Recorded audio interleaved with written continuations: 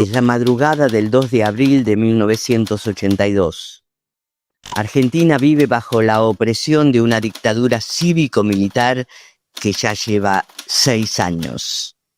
En la Casa Rosada, la Junta Militar busca una salida. El aire en las calles está pesado, lleno de prohibiciones y silencios. Pero hoy, algo cambia.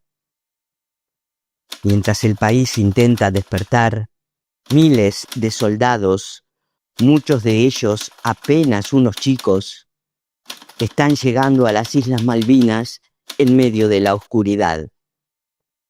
No saben que sus vidas no volverán a ser las mismas. La radio está a punto de dar la noticia que paralizará al mundo.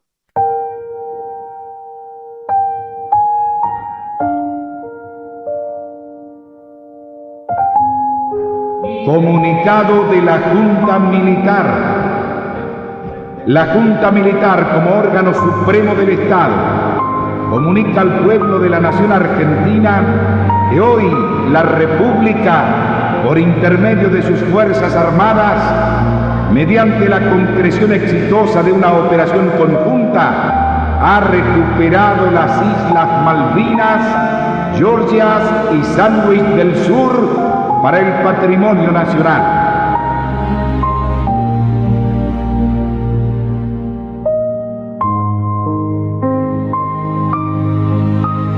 Mi nombre es Pablo Di Meglio, soy veterano de Guerra de Malvinas. Mi nombre es Enrique Cerezo, soy veterano de Malvinas.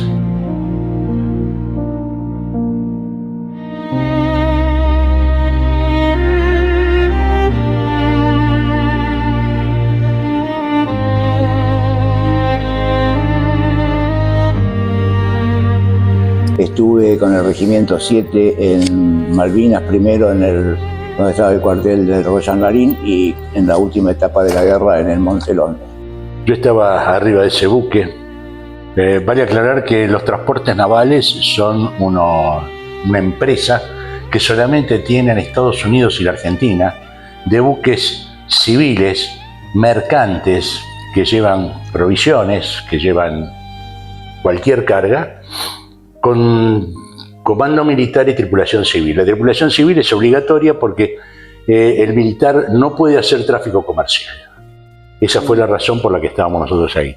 Nosotros estábamos navegando en rumbo sur, habíamos salido de Buenos Aires un día antes o 2 días antes, habíamos salido de Buenos Aires, y estábamos frente a Necochea, cuando nos enteramos por la radio que era 2 de abril, que se había tomado Malvinas, etcétera. Nos enteramos ahí nosotros.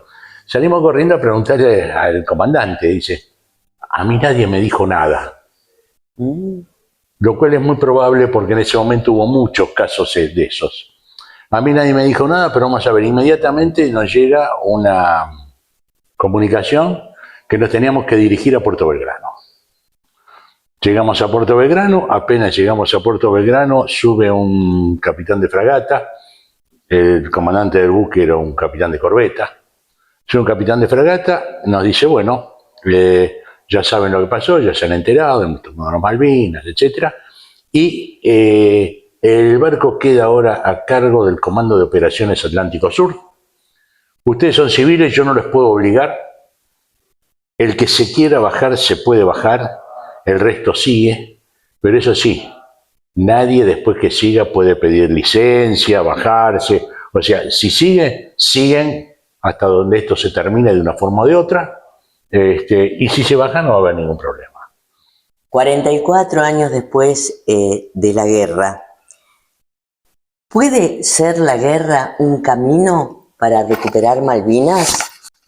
Yo creo que no, y creo que por la guerra se demoró bastante tiempo la recuperación de Malvinas. O sea, las cosas en el momento de la guerra venían dadas como para que Malvinas fuera nuestra mucho antes. Lamentablemente la guerra atrasó ese proceso, pero creo que se va a dar en algún día, pero por la paz, no por la guerra. Claro, a través de las gestiones diplomáticas, Totalmente. del diálogo. Exacto. ¿Usted cree que estábamos cerca en aquel momento? Estábamos muy cerca, Ujú. muy cerca. Lamentablemente la guerra fue una necesidad de un gobierno de facto que tuvo la mala suerte de que del otro lado había otro gobierno que también necesitaba destacarse en la guerra y bueno, sucedió lo que sucedió. O sea, no hubo posibilidades de ningún acto de paz.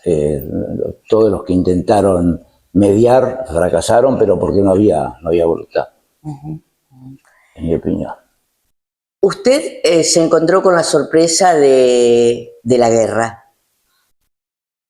y a posteriori usted empezó a interesarse en el tema. Entonces, la pregunta que viene es, ¿cuál es la importancia estratégica para Argentina en términos de recursos recuperar la soberanía de Malvinas? Malvinas tiene una importancia económica y geopolítica muy grande. De no ser así, Inglaterra no estaría tan desesperada por mantenerla. Desde el punto de vista económico, lo que empezó allá en 1800 con la caza de ballenas y de lobos marinos, bueno, hoy día es petróleo. Hoy día son contratos pesqueros impresionantemente caros de todo el mundo, fundamentalmente de los países de Oriente. Las licencias de pesca son caras. Las comercializa el Reino Unido permanentemente. Uno llega a esa zona y parecen ciudades lo que se ve ahí de barcos pesqueros. Calamar, merluza, eso es quizás lo fundamental, pero hay absolutamente de todo. Eso por un lado. Por otro lado, aparece el petróleo. Entonces, también hay petróleo. Y por otro lado, geopolíticamente, porque eso es desde el punto de vista económico. Desde el punto de vista geopolítico, está proyección antártica. La proyección antártica, que tomada desde ahí se superpone con la pretensión antártica argentina. No nos olvidemos que desde 1905 Argentina tiene presencia permanente en la Antártida. La proyección desde Malvinas se superpone con la Argentina. Pasa lo mismo con lo que pide Chile. Estamos exactamente con el mismo tema. ¿Cuál es la importancia de Antártida? Se sabe que puede haber minerales. Hasta 2046 no se puede buscar ni tratar de extraer absolutamente nada. Ahí se empiezan a revisar el Tratado Antártico y ahí empezaremos a ver qué pasa. No nos olvidemos que en estos momentos la Antártida no es de nadie, es de todos los que tienen alguna pretensión antártica. Está el agua, están los minerales, está el agua. Alguien dijo alguna vez que la Tercera Guerra Mundial, si se produce, va a ser por el agua. El agua es tremendamente importante. En momentos donde yo puedo contar una cantidad de historias sobre el agua en Europa, por ejemplo, en estos momentos. Y algo más importante estratégicamente. Imaginemos que mañana, y no voy a hablar de guerra, voy a hablar un sismo, un terremoto en Centroamérica donde quede inutilizado el Canal de Panamá. El único paso que hay es a través, entre los dos océanos, es a través del Estrecho de Magallanes. O sea, que la posición de Malvinas es una posición, yo digo, de portero de la zona. O sea, estar ahí es controlar absolutamente todo. Entonces, la importancia es económica, y es geopolítica y es estratégica. Pablo Di Meglio, su frente muestra las huellas de la guerra. ¿Cómo ¿Cómo manejó el miedo en esos momentos? Miedo tuve al principio y uno termina acostumbrándose, o sea, la rutina, lo de todos los días hace que uno aprenda a convivir con el miedo, y el miedo existe, y la única diferencia es poder dominarlo o no. Yo realmente, sinceramente, tuve miedo, mucho miedo, en el primer bombardeo inglés. ¿Pero por qué circunstancia? Habíamos hecho una trinchera excavada en la tierra, en ese momento no llovía, estaba seca, y yo hice horizontalmente una excavación como para que mi cuerpo y el de mi compañero quedan no debajo de la parte abierta de la trinchera, sino tapadas por una capa de tierra de casi 1 metro. Entonces, en el primer bombardeo nos metimos debajo de eso, pero era tal el temblor de las bombas cerca que en un momento pensé que se derrumbaba todo lo que yo había armado y moría no por una bomba, sino sepultado, enterrado. En ese momento realmente tuve mucho miedo. Después, uno se va acostumbrando, todos los días hay cosas que son muy rutinarias y hacen que uno se vaya acostumbrando. Cuando me hieren esa noche, hacía muchísimo frío, me hieren, estuve herido hasta que me socorrieron unas 6 horas, 5 horas, pero con la gravedad de cuando me revisan, me sacan la campera. Teníamos una campera Duvet todos. Me sacan la campera y no me la dan de vuelta, pero no me la dan de vuelta por una descortesía, porque no se dieron cuenta, y yo tampoco la reclamé. Y me quedé sin la campera durante toda la noche.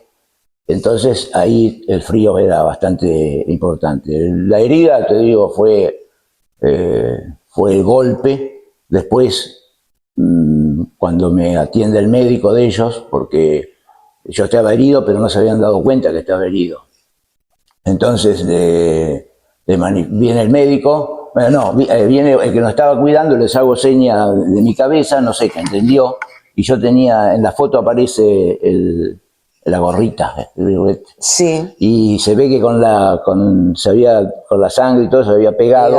Y él pega el tirón, y ahí me hace gritar. Entonces ahí llama al médico, y viene el médico y me preguntaba cómo había sido ¿En inglés? Sí, cómo había sido. Yo traté de explicarle de la mejor manera, y él no entendía, porque tenía una herida de este lado y una herida de acá. Entonces decía, la bala entró por acá, salió por acá, era imposible.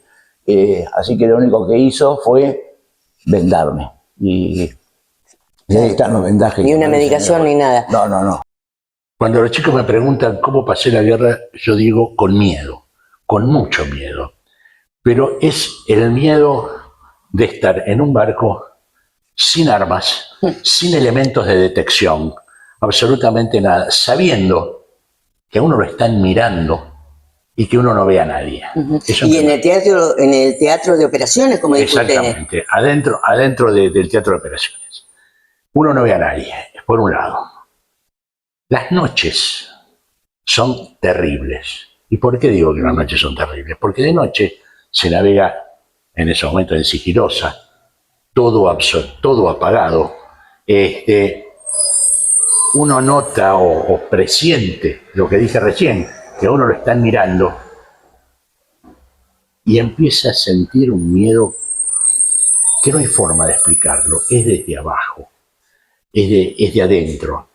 Miedo que alguien me dijo, bueno, pero el soldado en la trinchera tiene el mismo... No, porque el soldado tiene una descarga de adrenalina permanente en el momento, cuando sale, que uno no la tiene. O sea, uno se lo va tragando absolutamente todo, ese miedo. Bueno, eso me ganó hipertensión, por ejemplo. Yo tuve 3 noches que me despertaba o sin llegar a dormirme, porque nunca me llegué a dormir del todo, pero con unos dolores acá en la nuca que pensaba que me moría del dolor. Porque en realidad lo que había... ¿Dónde lo operaron? En el buque Uganda de ellos, un buque hospital inglés. En realidad lo que había era un orificio. La bala perforó el casco de metal.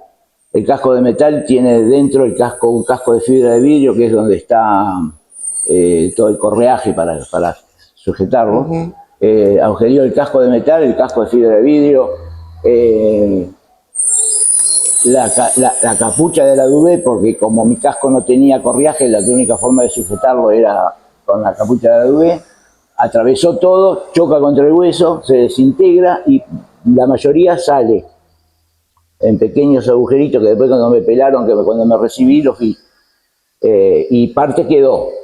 Cuando me operan en el Uganda, para tratar de sacar todas las esquirlas, hicieron esta cicatriz que es más alargada. Pero en realidad lo que había era un agujerito. ¿Y qué secuelas le dejó la guerra a usted?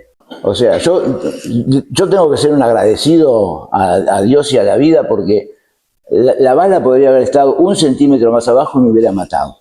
Entonces pasé de la muerte a la nada, porque no tuve ni secuelas en la vista, ni secuelas en mi razonamiento. Bah, eso digo yo.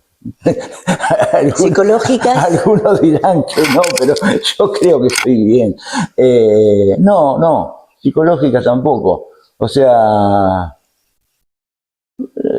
las secuelas de la guerra fueron un recuerdo. Claro. Por supuesto que cuando uno analiza el contexto de que se perdieron vidas, que yo perdí compañeros, que eso por supuesto que duele y se siente, y eso no se va a olvidar nunca más. Pero ahora, si yo tengo que poner en la balanza lo que pasó en mi vida después de Malvinas, digo, mi vida fue una vida normal con los sucesos de Malvinas. Claro, eso quería preguntarle, ¿cómo retomó su vida? Porque usted, bueno, tenía una vida antes de la guerra, una familia. ¿Qué pasó con su familia? ¿Cómo lo tomaron ellos? Yo estaba estudiando en La Plata, me faltaban 3 materias para recibirme. Cuando volví, ingeniero. De ingeniero en telecomunicaciones. Cuando volví de Malvinas, me tomé un mes sabático, me vine a San Clemente, volví a La Plata y seguí estudiando y me recibí en diciembre. Después siguió mi vida normal, o sea, ya te digo, normal con el peso y el recuerdo de lo que fue Malvinas. Ahora, si vos decís Malvinas influyó en tu vida, no, para mí nada, o sea, por suerte no quedaron secuelas, por lo menos no las secuelas que obligaron, por ejemplo, a muchos de mis compañeros a suicidarse. Esas secuelas maltratadas, porque realmente no se nos brindó el apoyo que se necesitaba volviendo de la guerra, pero yo por suerte no sufrí nada de eso. Capital Federal era otra dimensión. Yo durante la guerra vine 2 veces o 3, no estoy seguro, a buscar armamento y a buscar cosas para cargar. Y Buenos Aires, la gente estaba en los cines, la gente estaba en los restaurantes. Recordemos que estaba el Mundial. Estaba el Mundial, pensando en el Mundial. Y la guerra en Buenos Aires sucedía 1 hora y media por día. Exacto. De 7:30 a 9 de la noche, por Canal 7, con Gómez Fuentes, que decía que estábamos ganando. Esa era la guerra que pasaba en la Ciudad Autónoma de Buenos Aires. Entonces, en otros lugares que inclusive acá, por gente que he hablado, que vivía en ese momento ya acá en el Partido de la Costa, se vivía totalmente distinto. Y yo venía del sur, yo iba a Comodoro Rivadavia, Río Gallegos, a todos esos lugares, Puerto Madryn. A la noche había apagones. Claro. Toda la noche todo apagado. Los autos funcionaban a penitas con tapados los faros que dejaban una endija de luz nada más como para poder moverse. Prácticamente se hacía silencio. O sea, era otro mundo. O sea, allá se vivía la guerra. Comodoro Rivadavia, Río Gallegos, Puerto Madryn, se vivía la guerra. Una guerra que en la Ciudad Autónoma de Buenos Aires no se vivió. Hubo una una desmalvinización. Totalmente. No fueron reconocidos, no fueron acompañados. No, incluso cuando a mí me faltaban tres materias y empezaron a aparecer trabajos para veteranos, y entonces me presenté en algunos, aunque me faltaba para recibirme. Digo, por lo menos voy ganando tiempo trabajando en algo, por ejemplo en Entel o en otra empresa. La verdad que a mí por lo menos, cómo me trataron en esas entrevistas fue un desastre. O sea, mal, pero recontra mal. No sé qué... ¿Por qué, Pablo? Porque era como un interrogatorio de por qué perdieron la guerra. O sea, ¿por qué perdiste la guerra? O sea, ese era el resumen de lo que me terminaban preguntando. Y la guerra se perdió porque podríamos haberla ganado, ¿eh? Estuvimos muy cerquita, pero lo que pasa es que las fuerzas fueron totalmente desparejas. La Fuerza Aérea tuvo un accionar espectacular y el ejército de Malvinas estábamos prácticamente estancados en cada uno de los lugares donde terminamos. No hubo movilización, no hubo contraataque, tampoco había con qué, porque los helicópteros tampoco eran muchos, pero yo pienso que se podría ver. Pero con el diario del lunes, ¿viste? Es muy fácil. Pero bueno, la realidad es que pasó lo que pasó. Enrique Cerezo, con él estamos.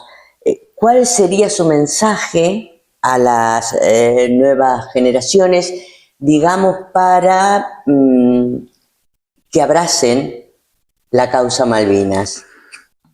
En estos momentos, y vos perdóname Gala, yo lo tengo que decir, la soberanía nacional está en peligro absolutamente a lo largo de todo el país. Quizás el hecho de hablar de Malvinas todavía une bastante a la gente. Todavía Malvinas es algo que está impoluto dentro de todo el resto que tiene que ver exclusivamente con el mercado, exclusivamente con la venta, las cosas. Bueno, el problema es hacer entender y hacerse carne, por lo que dije hace un rato, de que Malvinas económicamente es muy, muy importante.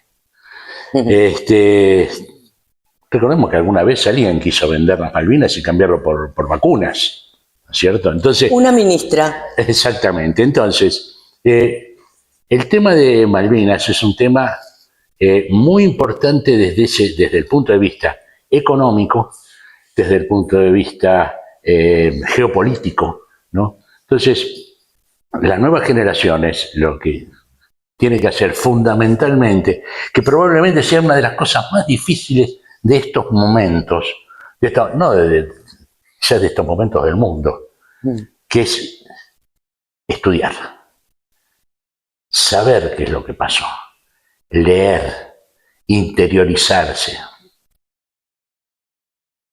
Hace un mes atrás vino alguien al museo, una chica joven que dijo que era universitaria, no sé de qué, pero dijo que hablaba muy bien, muy correctamente, preguntó una cantidad de cosas y después de haber hecho casi toda la recorrida, pregunta, ¿el tema de la guerra de Malvinas fue antes o después de la Segunda Guerra Mundial?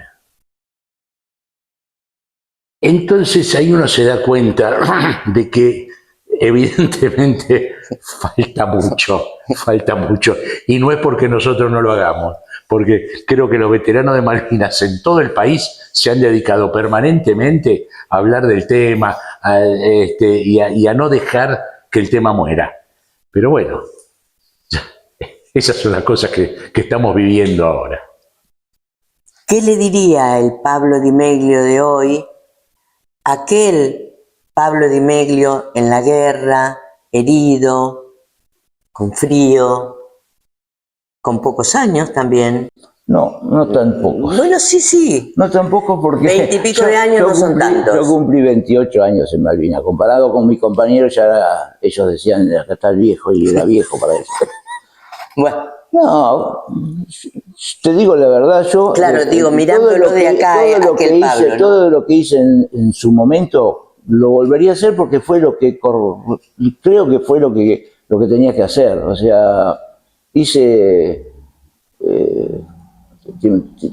cuando llega el telegrama, yo estaba viviendo en La Plata, pero estaba acá en San Clemente porque era víspera de Semana Santa. Llega el telegrama y me avisan por teléfono de que había llegado el telegrama. Yo podría haberme quedado acá, llegar 3 días después al regimiento, qué sé yo. Nadie, no era, podía haber, porque me avisa una persona que podía no haber estado en el departamento cuando recibió el telegrama. Y sin embargo, cumplí con lo que tenía que cumplir, era mi deber ir y fui. Y sí, eso sí, llegué un día más tarde y me pusieron un rol de combate que no era el mío, pero que me agradaba mucho más que el anterior. Pues yo era apuntador de MAC es una ametralladora pesada, y como llegué un día después al regimiento, armaron un equipo que era el equipo del radar, con un radar terrestre, que yo, por mi profesión, se acercaba mucho más a lo mío que la ametralladora. Estaba la bandera argentina, estábamos entre pares, entre compañeros. Así que no le diría nada extraño, le diría que siga, que haga lo que realmente hice. Creo que la causa Malvinas últimamente está siendo mucho más abrazada que antes. O sea, pasado ese periodo de desmalvinización, creo que la gente tomó conciencia de lo que fue Malvinas, de lo que es Malvinas. Las nuevas generaciones tal vez no les interese Malvinas como no les interesa un montón de cosas. Pero, bueno, es un tema de la juventud, pero creo que la gente, los papás de esos chicos han pasado de exigir por qué perdimos la guerra a darse cuenta y a realmente revalorizar lo que es un veterano de guerra. Y por añadidura, los hijos van a mamar algo de eso también. Yo escuché las últimas frases de Enrique de que los mandaba a estudiar, y tiene razón, tienen que estudiar. Nosotros hacemos lo posible, el museo está para eso, estas charlas están para eso. O sea, tenemos que tener presente que muerta nuestra camada no queda nadie. O sea, se acabó el veterano. O sea, no es que los veteranos van a seguir apareciendo, no, somos nosotros, somos finitos y en algún momento desapareceremos. O sea que lo único que podemos dejar nosotros es esto, una charla, es explicar, es decir, es comentar, para que la gente abrace la causa Malvinas. Yo te digo, Malvinas van a ser argentinas, son argentinas, pero vamos a tener la soberanía. A volver a tener la soberanía. No sé en cuánto tiempo, pero en algún momento se va a dar, porque la lógica es esa. Y va a ser por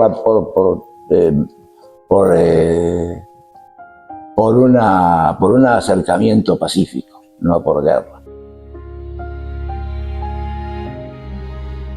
Según datos oficiales del Ministerio de Defensa, participaron del conflicto por Argentina 23.683 combatientes. La guerra dejó 649 soldados argentinos muertos. A 44 años de aquel 2 de abril de 1982, hay 232 tumbas blancas en nuestras Islas Malvinas. Nos interpelan. Ahí están los que pusieron el cuerpo defendiendo nuestra soberanía. Hermanos argentinos en esas sepulturas que dieron la vida por la patria y son custodios de las hermanas Gran Malvina y Soledad.